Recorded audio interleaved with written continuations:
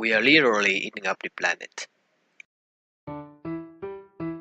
About 23 billion chickens, 1.5 billion cattle, and roughly 1 billion pigs and sheep are kept currently. That is a lot of mouths to feed, and of course, this leads to the giant amount of resources are spent on maintaining the farms. Say, only for livestock, 83% of the agricultural land is used.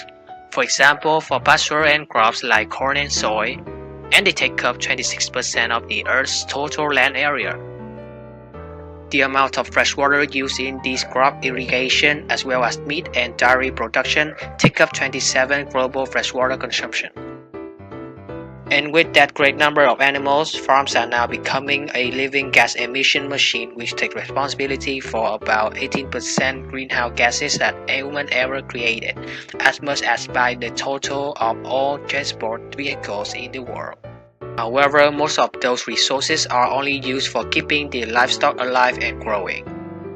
According to the pyramid of the energy flow, we all know that only a tiny of the nutrition from crops ends up in our meal.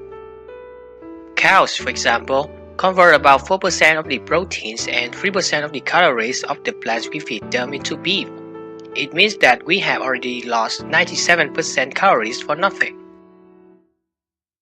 More detail, we could imagine that 25 kilograms of grain and 15,000 liters of water are used only for creating 1 kilogram of meat, which after that evenly make up just 18% of the calories humans need in each meal, since we are now on the peak of the pyramid. A calculating shows that more than 3.5 billion people could completely be nourished by tons of crops we use to feed our meaty diet. What a wonderful solution for global food security problem, you think?